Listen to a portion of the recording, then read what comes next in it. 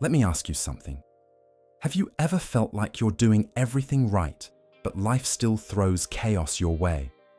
One moment you're calm, and the next, it feels like the world is unraveling around you. Well, what if I told you that peace isn't found on a mountaintop? It's found in the way you respond to the mess. Welcome to Stoic Elevate, where we don't just talk philosophy, we live it. In today's episode, we're continuing our powerful self-development series. If you're new here, or if you missed the previous episode, check the link in the description below. Trust me, you'll want to catch up. Here on this channel, we don't just deliver lessons. We deliver a daily curriculum for life, something you can apply every time life gets messy.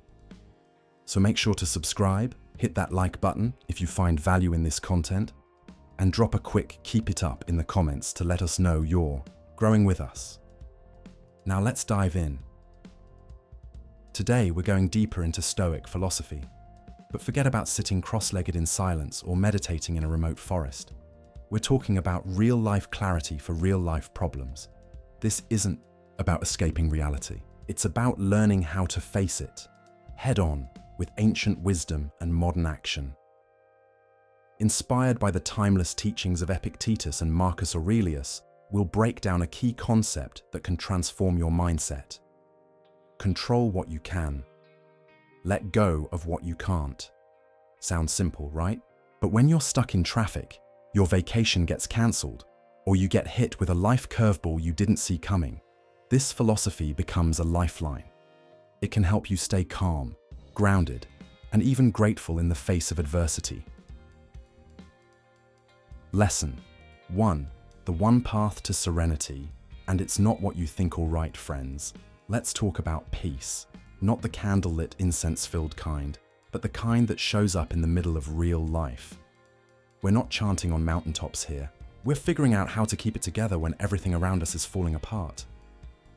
The truth, it all comes down to control, or more accurately, knowing what's within your control and what isn't. Let's be honest, life is chaotic. You'll face unexpected traffic, delayed flights, rude people, plans falling apart, and if you're not careful, these external events will hijack your emotions. They'll drag you into a spiral of frustration, anxiety, and helplessness. But here's the twist. The only thing you can truly control is your mind, your thoughts, your choices, your reactions. As Epictetus wisely said, the chief task in life is simply this: to distinguish between what we can control and what we cannot. Let that sink in. So how do we apply this? Here are two simple but powerful steps. Step 1. Know your circle of control. Picture a circle. Inside it, your thoughts, your decisions, your attitude. Outside it, the weather, other people's actions, global events. The secret: spend your energy only inside that circle. If it's outside of it, let it go. Step 2. Accept what you can't change.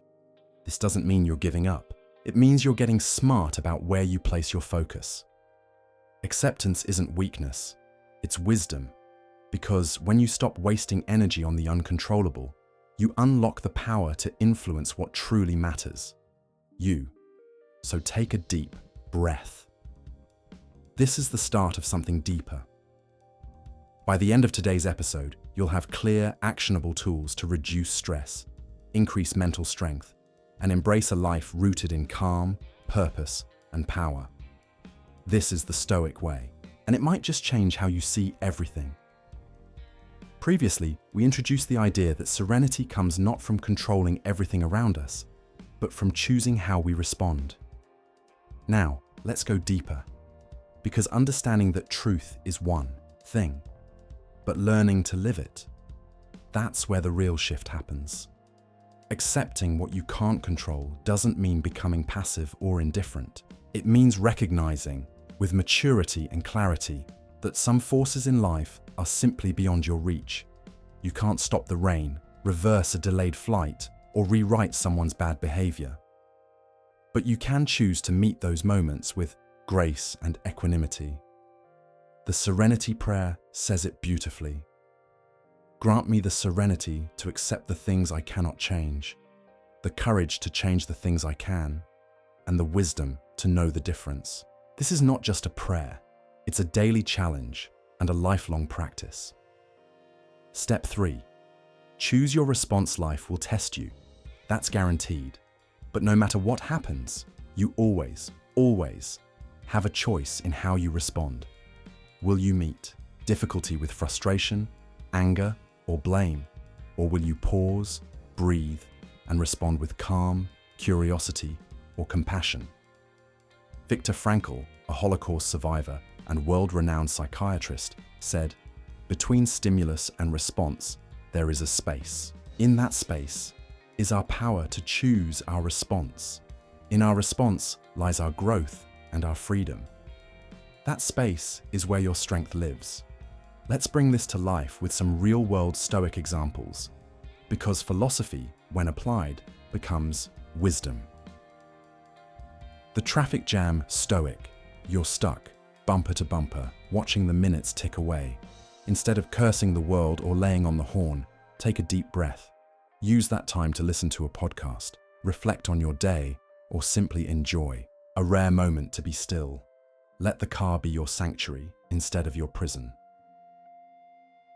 The cancelled flight philosopher.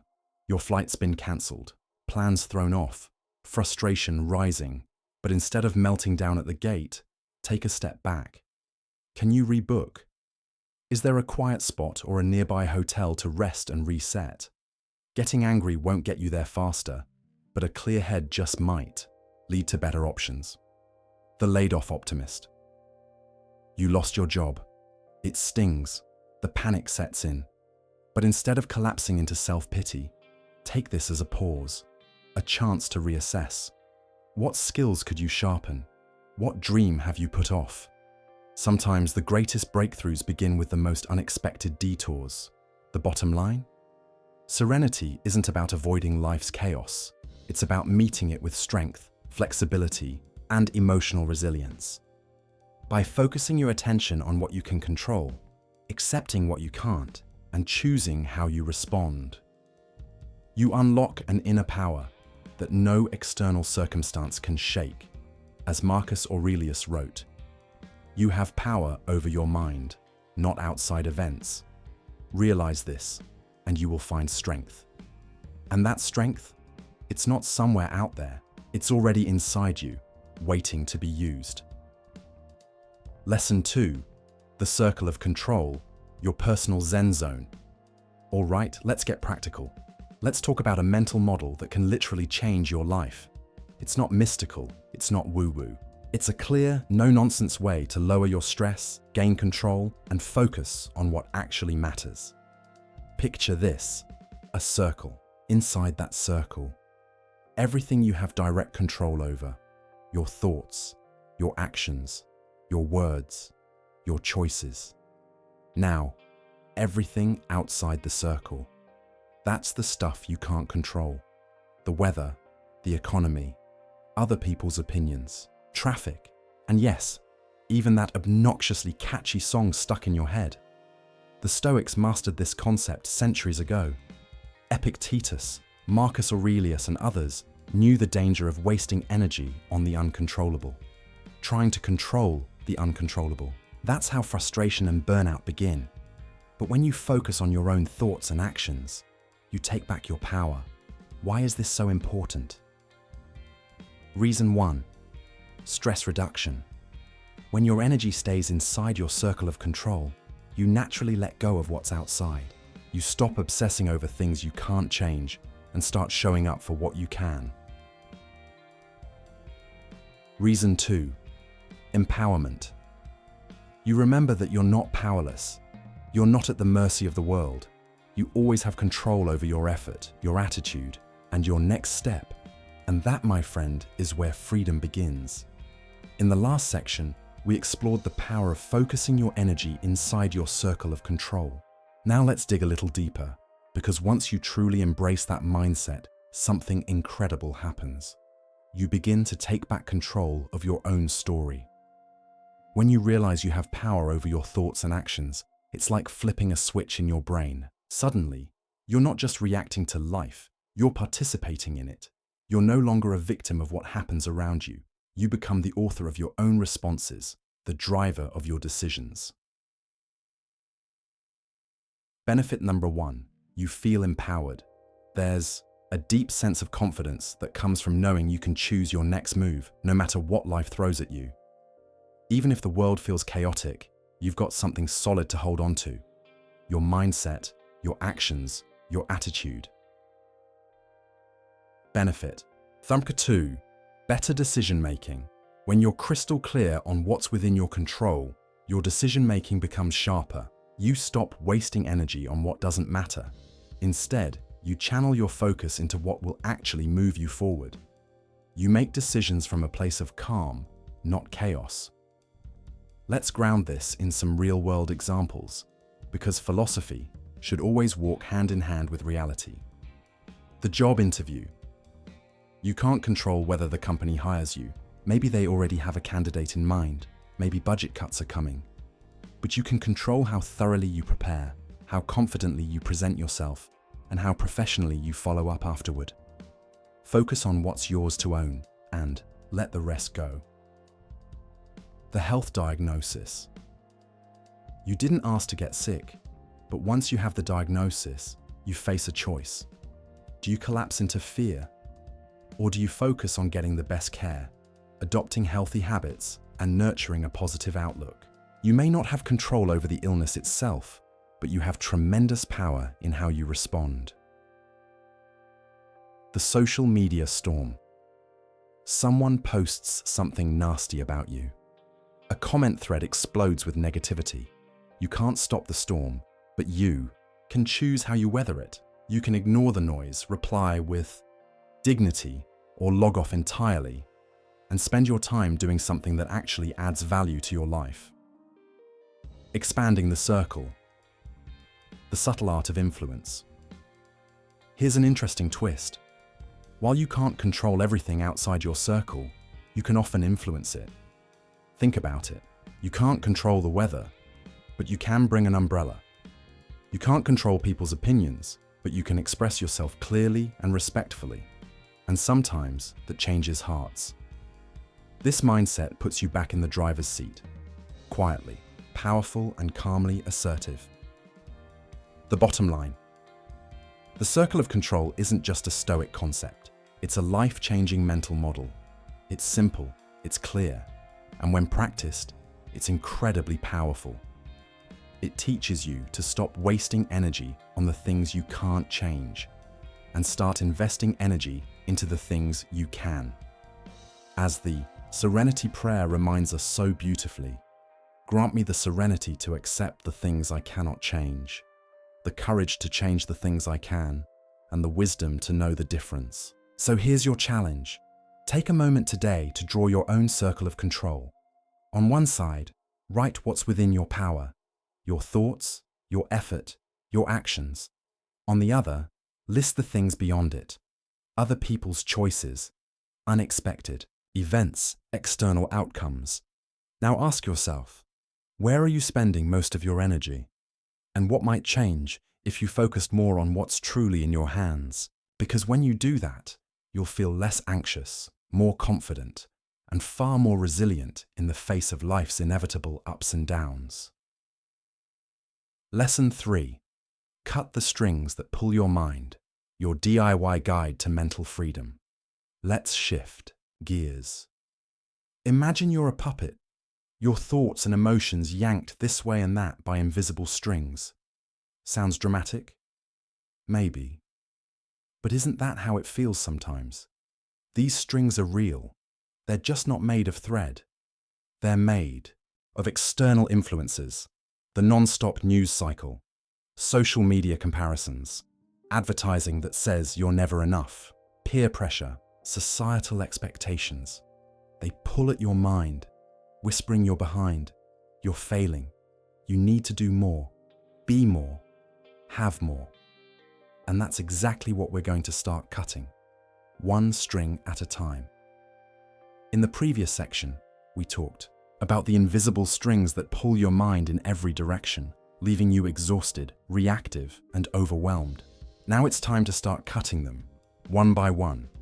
Because here's the truth. You can't be mentally free while you're still tied to what's holding you down. Let's face it, most of these strings are subtle. They show up as quiet insecurities, persistent fears, or the nagging voice that whispers, "You're not good enough." They feed on doubts, not smart enough, not successful enough, not attractive enough, not moving fast enough. Sound familiar?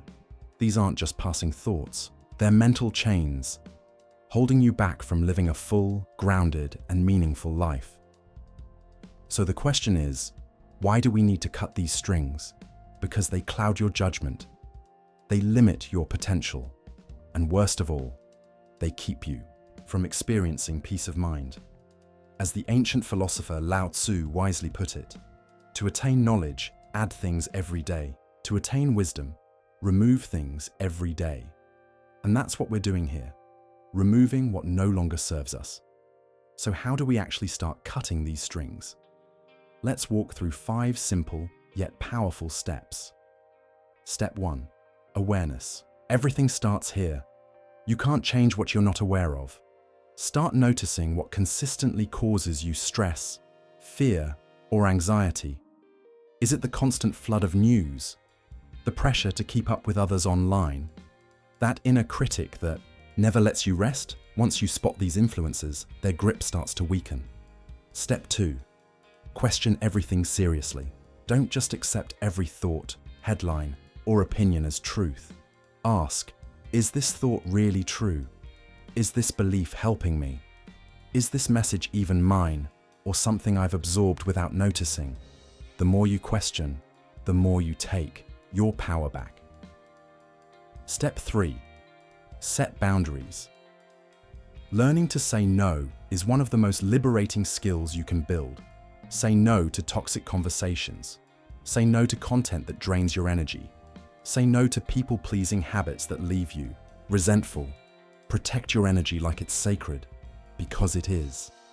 Surround yourself with uplifting voices, environments, and people who want to see you grow. Step 4.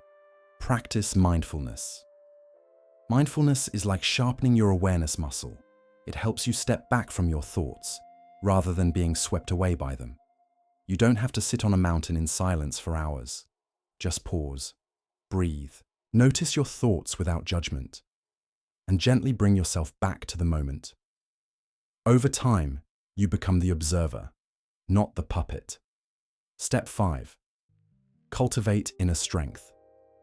The more you build your confidence and resilience, the less dependent you become on outside validation. Learn to trust your gut. Align your decisions with your values. Let your inner compass guide you, not the noise around you. Because true strength isn't about being loud. It's about being rooted, calm, steady, unshakable.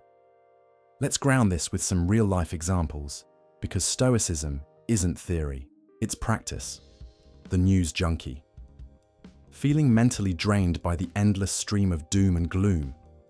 Limit your news intake to once a day, or swap to curated, constructive sources. Less panic, more perspective. The social media scroller. Always comparing yourself to influencers and curated feeds. Time to take a break, or hit unfollow on accounts that make you feel less than. Fill your feed with inspiration, not insecurity. The people pleaser. Saying yes when you mean no. Start small, set a boundary, protect your time, your peace, your purpose. The constant worrier.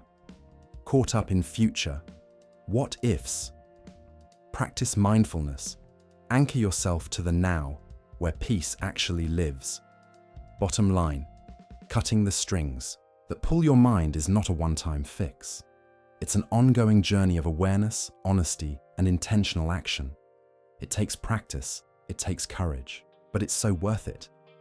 Because when you stop letting external noise define your inner world, you start to live with more clarity, more joy, and more authenticity. And that, my friend, is the beginning of real freedom. Ready for lesson 5? Let's take this newfound clarity and turn it into action, because nothing kills negativity faster than purposeful movement. Let's go. In the last lesson, we explored the power of cutting the mental strings that keep us from living freely. Now that you've cleared the noise, let's talk about what keeps you grounded. Because peace isn't found in avoiding challenges, it's found in staying the course. Lesson 4. Peace is in staying the course, your GPS for a chill life. Let's be real. In today's hyper-distracting world, finding lasting peace feels like trying to meditate in the middle of a rock concert. Between pop-up notifications, social comparison, and the constant pressure to do more, it's no wonder our inner calm is in short supply. We're not chasing some floaty, incense-burning version of peace. We're talking about a solid, unshakable kind of peace. The kind that comes from knowing who you are, what you value, and staying rooted in it, even when the world spins like a tornado around you. The FOMO trap sound familiar? That little whisper in your ear saying, "You should be doing more. Why aren't you there yet? Look at what they've accomplished. You're falling behind." Social media doesn't help. It's a highlight reel of everyone else's best moments, carefully filtered, relentlessly curated, and it tricks us into thinking we're behind. We're caught in a constant loop of comparison, trying to keep up with every trend, every voice, every shiny next big thing. It's like running on a hamster wheel, faster and faster, but getting nowhere. The Stoic solution. The ancient Stoics offered a refreshing alternative. They believed true peace comes not from chasing external validation, but from alignment. Alignment between your actions, your values, and your purpose. Seneca, one of the most famous Stoics, put it beautifully. Tranquility can't be grasped by those who are inconsistent in their judgment, always shifting between approval and rejection. In other words, peace is born from inner clarity, not from bouncing between impulses, but from a firm, focused path. So how do we actually stay the course when distractions are everywhere? Here's your 4-step compass. Step 1. Know thyself. This is where it all begins.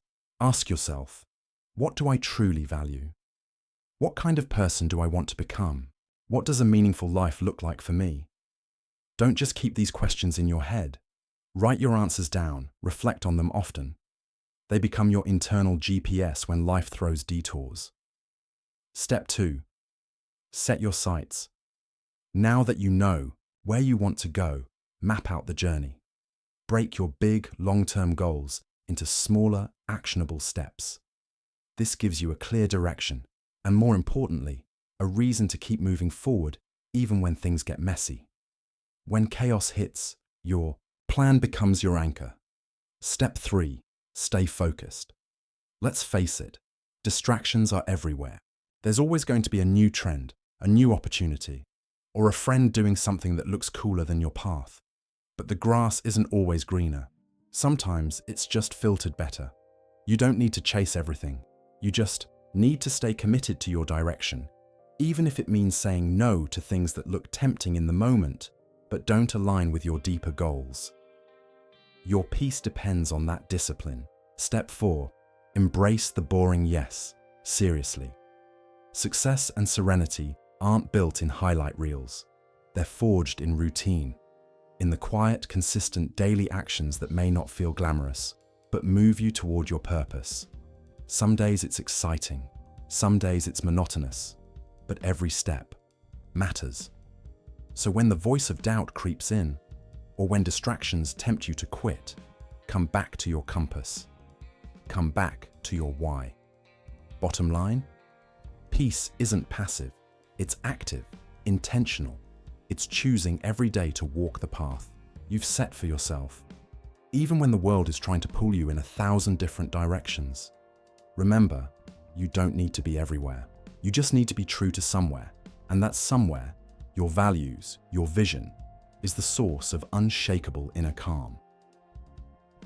Up next, Lesson 5. Let's keep building on this clarity with something powerful: how to break free from the need for constant approval. Get ready to reclaim your mind, one choice at a time. Previously, we talked about the importance of staying focused on your own path, especially when life gets noisy and distractions abound. But what happens when things get tough, when progress slows, or doubt creeps in? That's when the real growth begins. Lesson 4, continued. Embrace the suck and celebrate the small wins. Let's be honest, life isn't all sunshine, unicorns, and neatly tied success stories. It's messy, it's unpredictable, and yes, sometimes it sucks. But here's the truth. Those tough, uncomfortable moments, they're not roadblocks, they're training grounds. Step 4, embrace the suck. There will be setbacks. There will be days you feel like quitting. You'll make mistakes. Plans will fall apart. Doubt will whisper in your ear. But here's the key. Don't run from it. Lean into it. Like a weightlifter embracing muscle burn to grow stronger, or a climber facing a steep wall knowing the view is worth it. Those who achieve greatness are the ones who stay in the struggle. Instead of asking, why is this happening? To me, ask, what can I learn from this? Growth doesn't come from comfort. It comes from adaptation. It comes from staying the course, even when it's hard. Step 5, celebrate small wins. You don't have to wait for a gold medal to pat yourself on the back. Every small victory is proof that you're still moving, still trying, still growing. Recognizing these wins gives you fuel to keep going, especially when the finish line still feels far away. Did you finish a task you were dreading? Did you push through a tough workout or speak up when it was hard? That's a win. Celebrate it. Because momentum isn't built by one giant leap. It's built by 1,000 small steps, repeated with consistency and belief.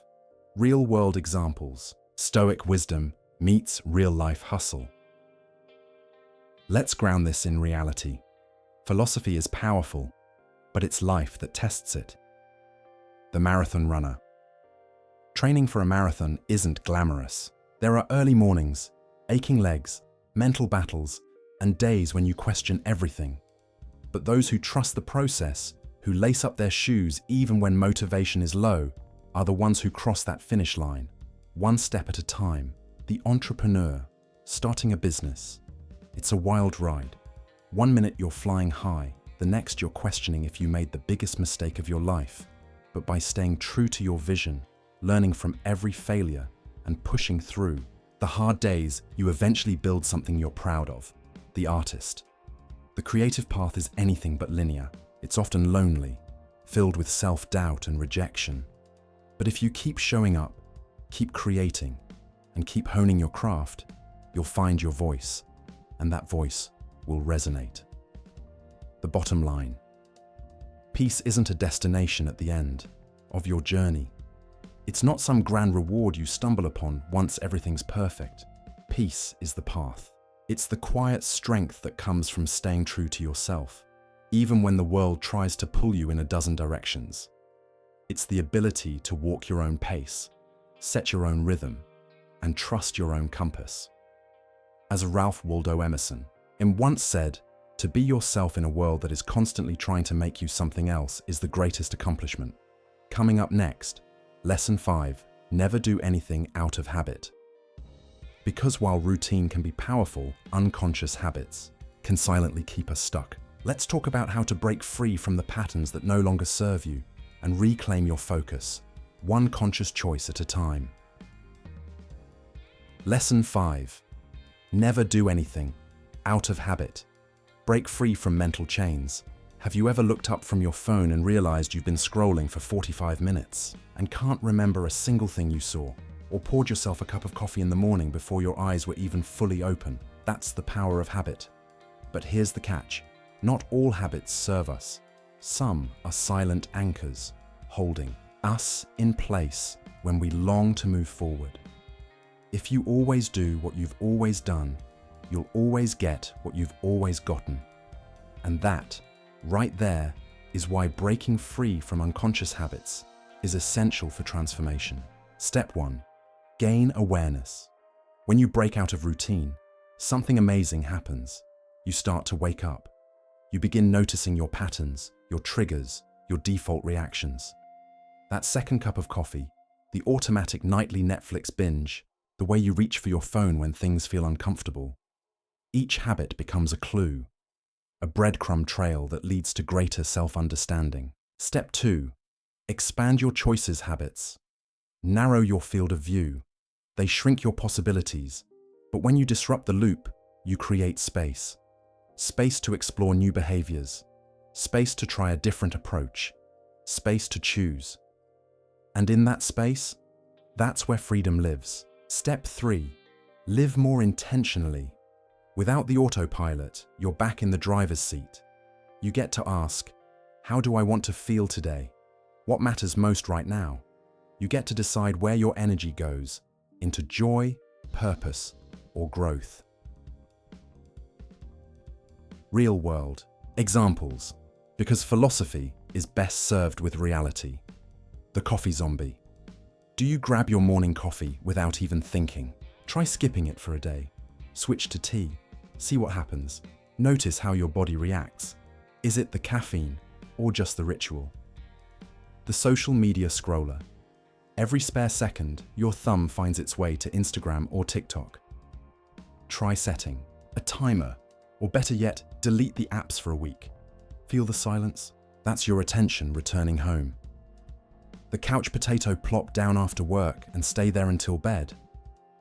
Tonight, try a short walk, or pick up a book, or call a friend. Watch how your mood and energy begin to shift. How to break the habit. The fun and tough part. Identify the habit. Be specific. Instead of, I want to stop being lazy, try, I want to stop watching TV more than 1 hour a night. Understand the trigger. Ask yourself, what leads to this habit? Is it boredom, stress, loneliness, or just a time of day? Awareness helps you avoid or replace the trigger. Replace the habit. Don't just stop. Swap. Crave junk food. Stock up on fruit. Mindless scrolling. Try journaling or walking outdoors. Be patient. Breaking a habit is like untying a knot. It takes time. Slip-ups happen. Don't beat yourself up. Just reset. Remember, the goal is progress, not perfection. The bottom line: habits are powerful, but you are more powerful. You can reclaim your time, your energy, and your focus. By understanding the habits that shape your life and reshaping them intentionally, you stop living on autopilot and start living on purpose.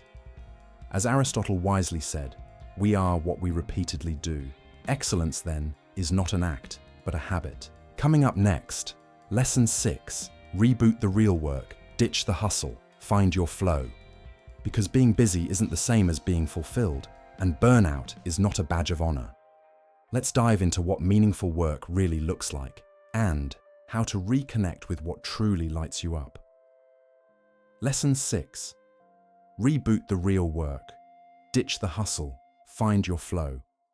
After learning how to break free from the mental autopilot of old habits, let's now turn to another area where we often operate, unconsciously, our work.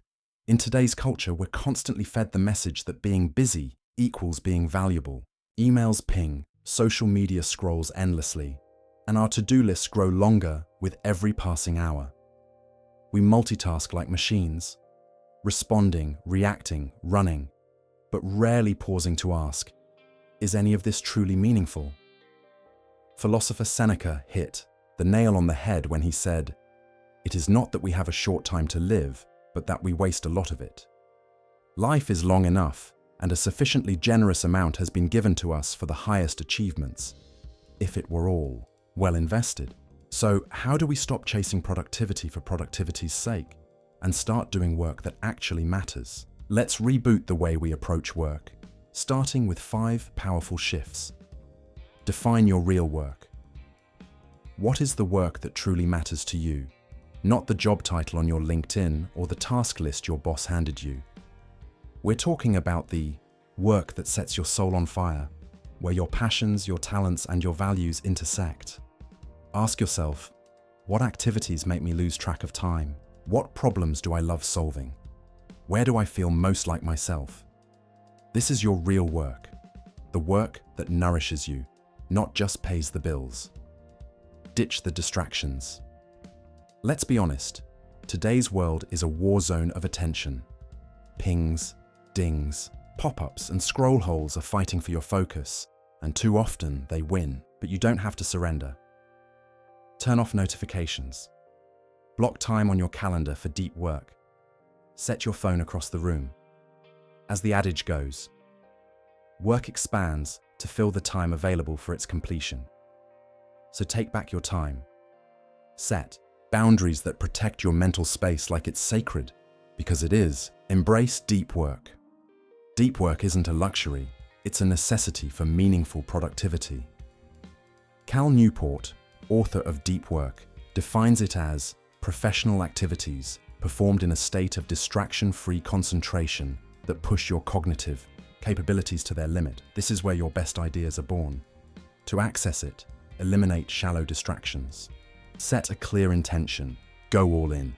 Even if just for 60-90 minutes at a time, you'll be amazed at how much more you can create when you give your full focus. Find your flow. Ever had a moment where time seemed to melt away and you were completely immersed in what you were doing? That's flow, a psychological state where challenge meets skill and you're performing at your peak. To cultivate it, choose tasks that are meaningful to you. Push your limits slightly.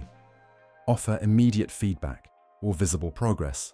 Minimize distractions. Set the stage, then dive deep. Prioritize rest and recovery. This one might surprise you. The most productive people aren't the ones working 24/7. They're the ones who recover well. Burnout is not a badge of honor.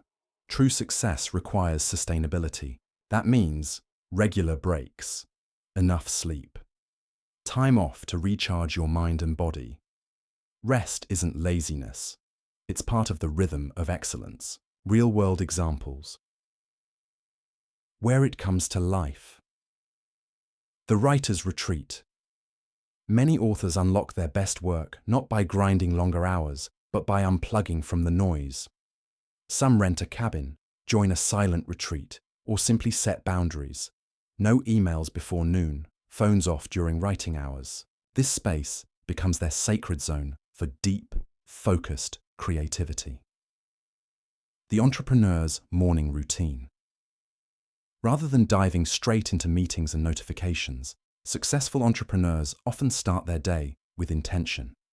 They journal, meditate, read, or exercise, creating mental clarity before chaos begins.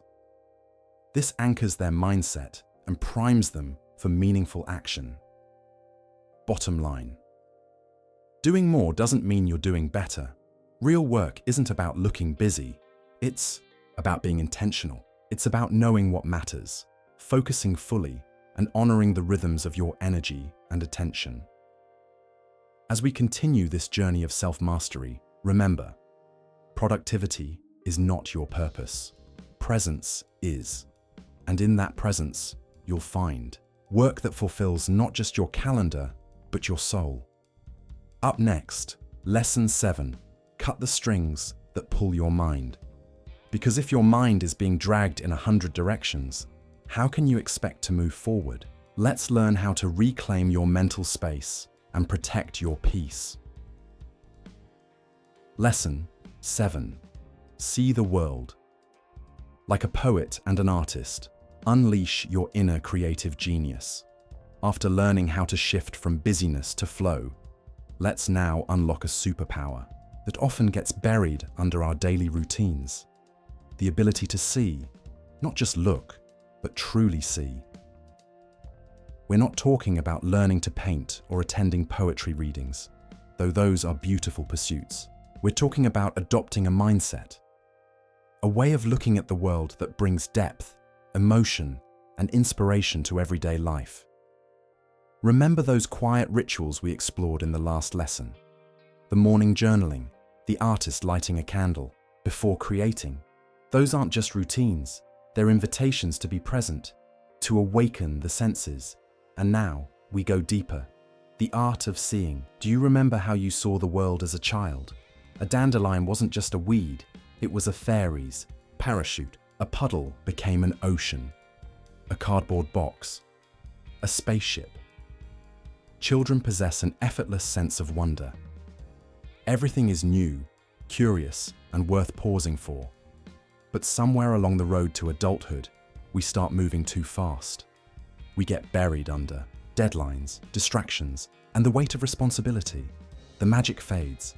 But here's the thing, it's still there, if you choose to look. So how do we reclaim that wonder? How do we start seeing again? 1. Slow down to see. More in a world that rewards speed, slowing down becomes a radical act. Try this. The next time you walk outside, put your phone away and simply observe. Notice the texture of the leaves, the shape of the clouds, the rhythm of your own breath. Give your senses permission to wander, because when you slow down, you stop skimming life and start absorbing it. 2. Look for patterns. Artists and poets are masters of patterns. They find connection in chaos, symmetry in the scattered. Start tuning your awareness to the world's natural rhythm. Look for the repetition of shapes in architecture, the musical cadence of footsteps in a hallway. Even in human behavior, notice how a kind word tends to ripple through a room, changing its energy. Patterns are the language of beauty, hiding in plain sight. 3. Embrace the power of metaphor. Metaphors aren't just for English class. They are bridges, connecting what we know to what we feel. They turn a sunset into a symphony, a heartbreak into an unfinished poem. Try viewing ordinary things through a symbolic lens. A coffee cup isn't just a vessel, it's a morning ritual of grounding.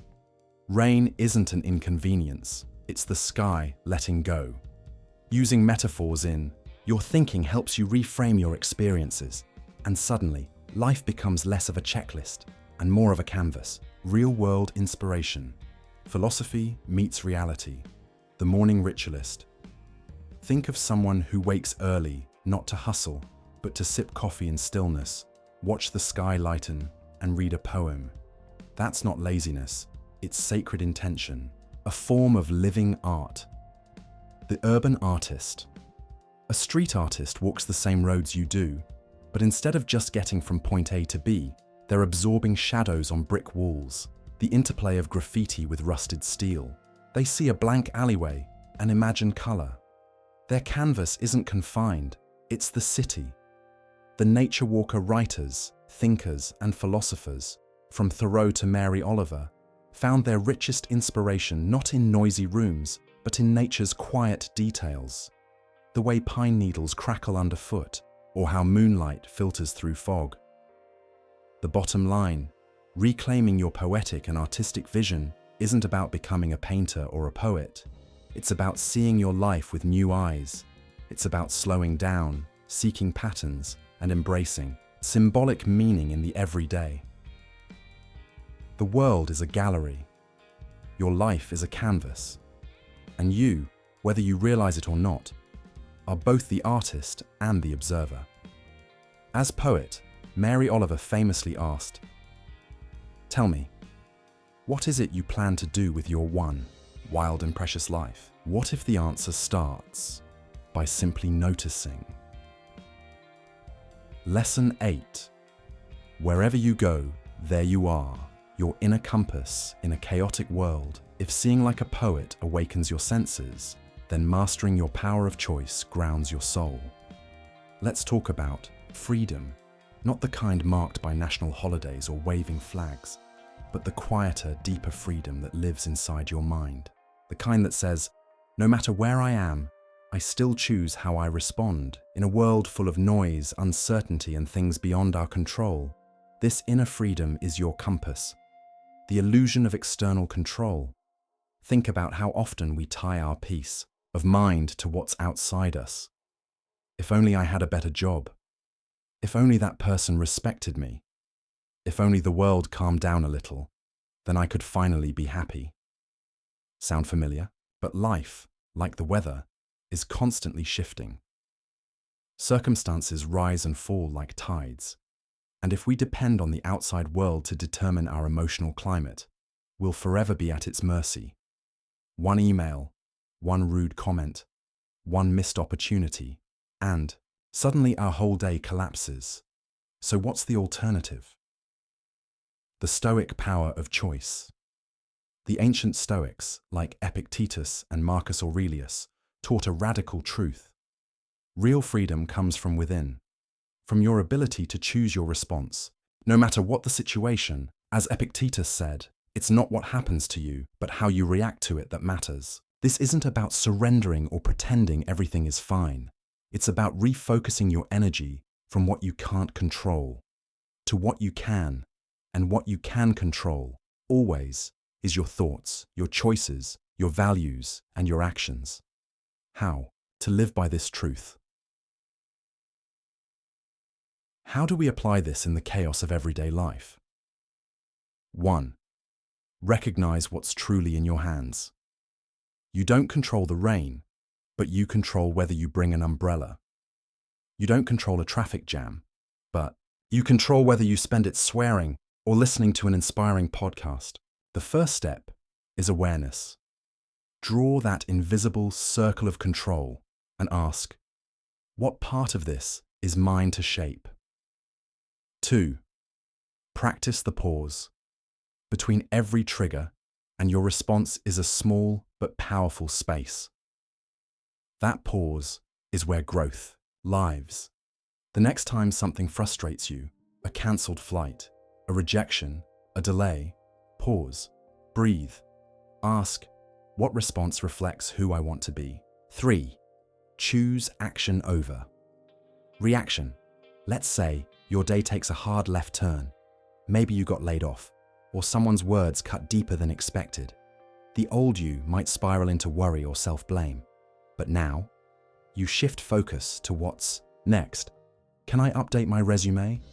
Can I learn from this? Can I reach out for support instead of bottling it in? The Stoics weren't emotionless. They just refused to let emotions dictate their direction.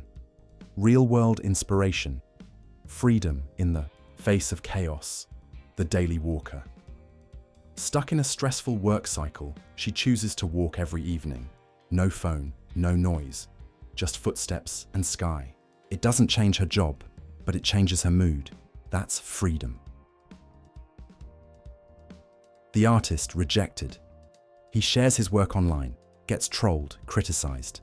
The old voice says, "You're not good enough." But he chooses instead to create again tomorrow because his purpose isn't tied to applause, the commuter in traffic. Rather than stew in frustration, he chooses an audiobook that lifts his spirit. Same traffic, different experience. The bottom line, wherever you go, whatever life throws at you, your choice follows. Your ability to decide how you respond, how you show up, what you focus on. That's your real power. That's your anchor in the storm. So the next time life pushes you to the edge, remember, you don't need the world to change in order to feel free. You just need to remember, you always have a choice. And that, my friend, is the kind of freedom no one can take away.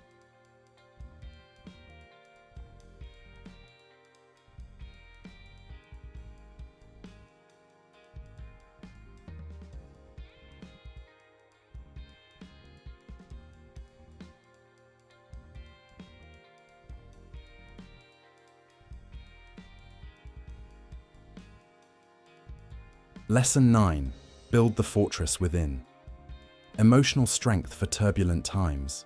Because once you reclaim your freedom to choose, the next step is learning how to stay unshaken, no matter what life sends your way. Ready to dive deeper? Lesson 8. Recap. The freedom to choose.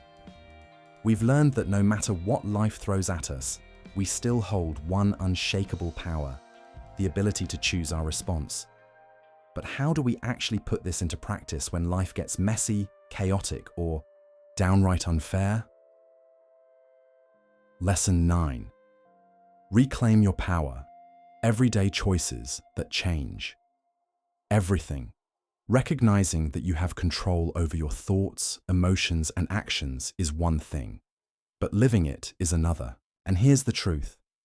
The small, intentional choices you make each day are what shape your mindset, your peace of mind, and ultimately, your life. Let's break it down into 4 powerful steps you can use daily. Step 1. Recognize your freedom. Matter where you are, in traffic, at work, or facing a personal crisis, you always have one freedom: to choose your attitude. Will you lean toward positivity, hope, and resilience? Or let negativity, cynicism, and helplessness define you? Even in the darkest moments, this freedom remains. It's your internal flame, and no external storm can snuff it out unless you let it. Step 2. Reframe your perspective. When you're faced with a challenge, stop and ask, what can I learn from this? How can this help me grow? Obstacles don't have to be dead ends. They can be detours toward transformation. When you reframe your thinking, you shift from being a victim to becoming a student of life. Instead of asking, why me? Try asking, what now? Or, what is this teaching me? Step 3. Focus on what you can control. It's easy to spiral into frustration over things you can't change. The economy, other people's behavior, unexpected setbacks.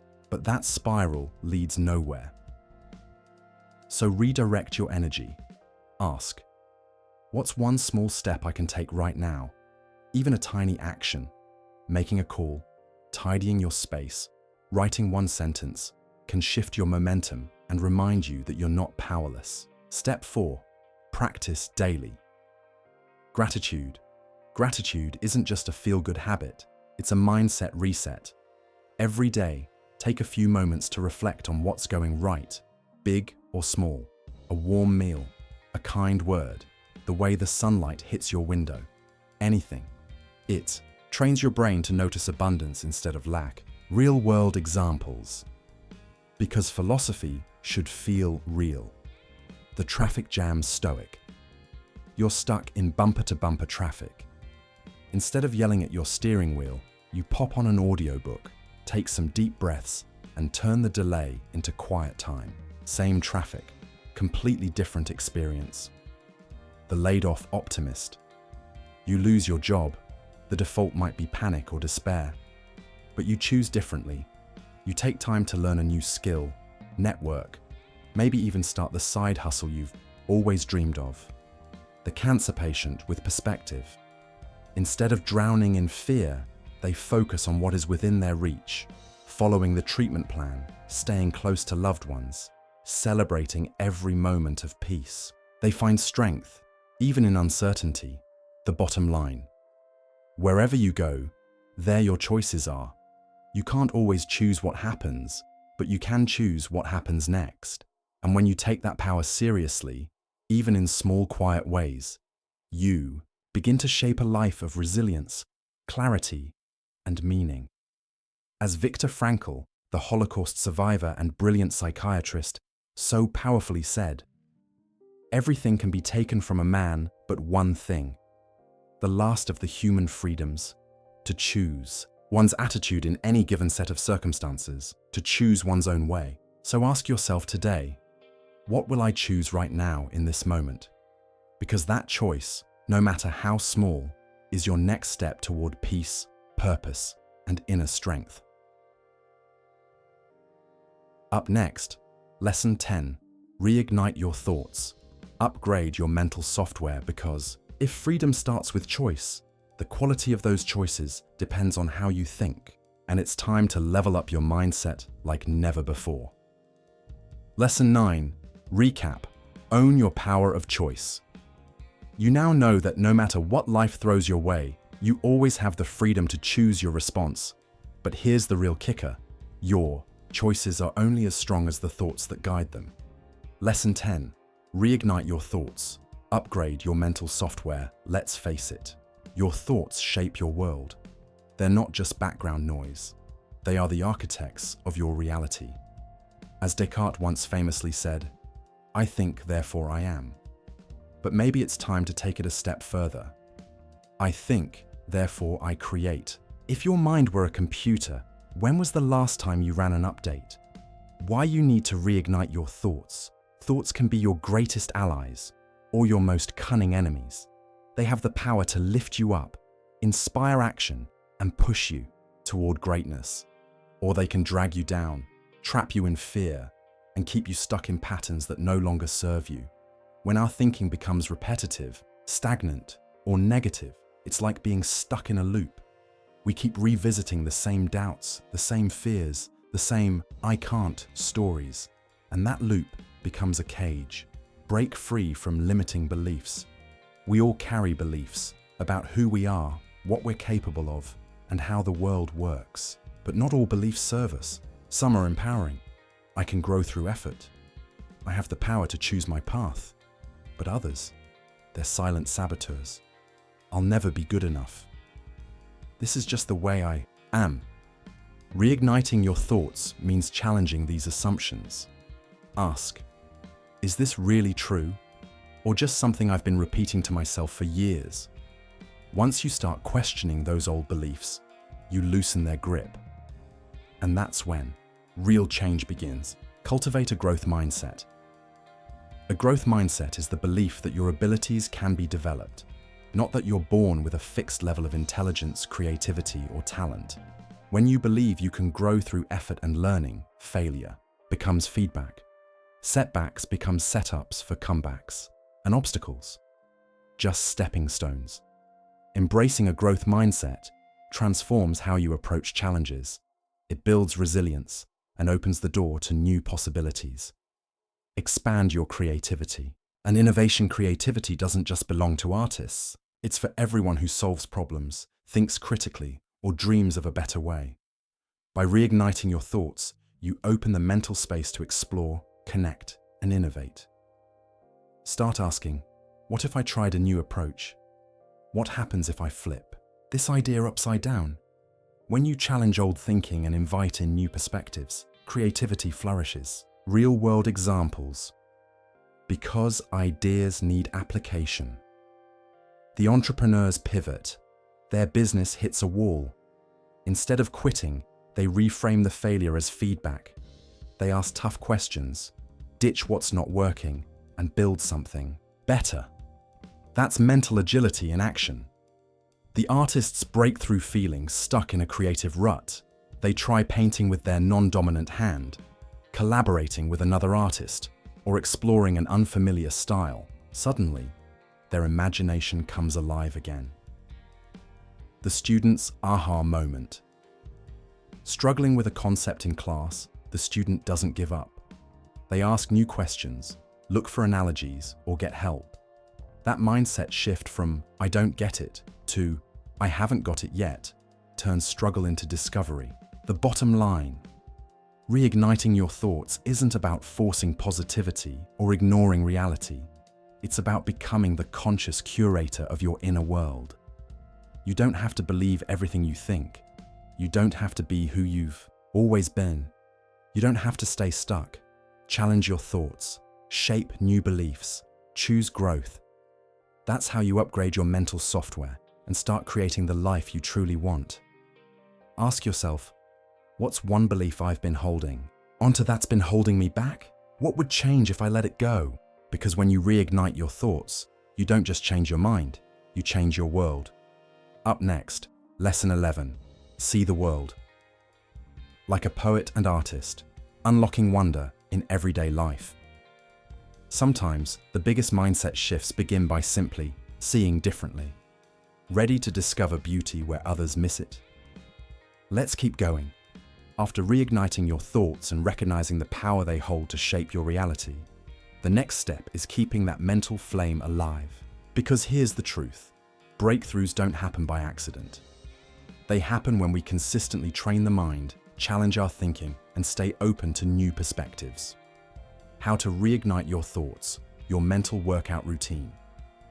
Think of this as your gym for the mind, not lifting dumbbells, but lifting limiting beliefs. Not breaking a sweat, but breaking mental patterns. And just like physical fitness, mental fitness requires intention, consistency, and a willingness to stretch beyond your comfort zone. Challenge your assumptions. Start by questioning the stories you've been telling yourself. Ask, is this really true? What's the evidence backing up this belief? Could there be another way to look at this? When you challenge your biases and preconceived notions, you crack open space for clarity. Maybe that "I'm not creative" belief was never true. Maybe that fear of failure is just a shadow, not a fact. Every question you ask peels away a layer of mental limitation. Seek out new information. Your brain craves novelty. Feed it. Read books that challenge your worldview. Watch documentaries that expose you to new cultures or histories. Listen to podcasts hosted by people who think differently than you. Attend workshops. Engage in real conversations with those who don't share your background or beliefs. Why? Because each new idea you encounter stretches your thinking. And stretched minds, like stretched muscles, don't shrink back. Practice mindfulness. Mindfulness isn't just about sitting cross-legged in silence. It's about learning.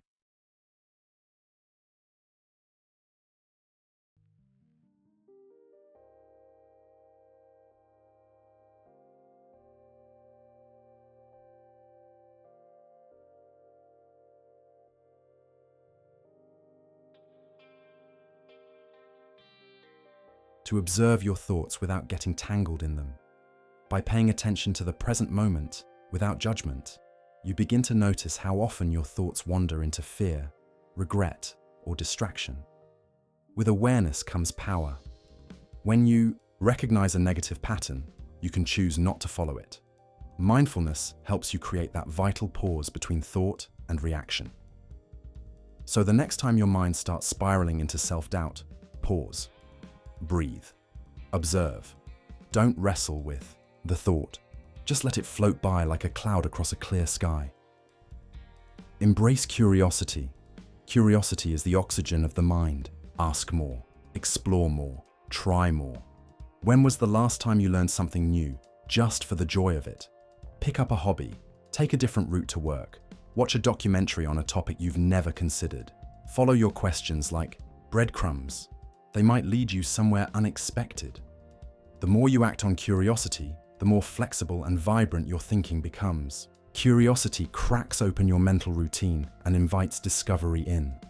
Real-world inspiration, because philosophy works best when it's lived. The stuck student, they're struggling with a math problem that just won't click.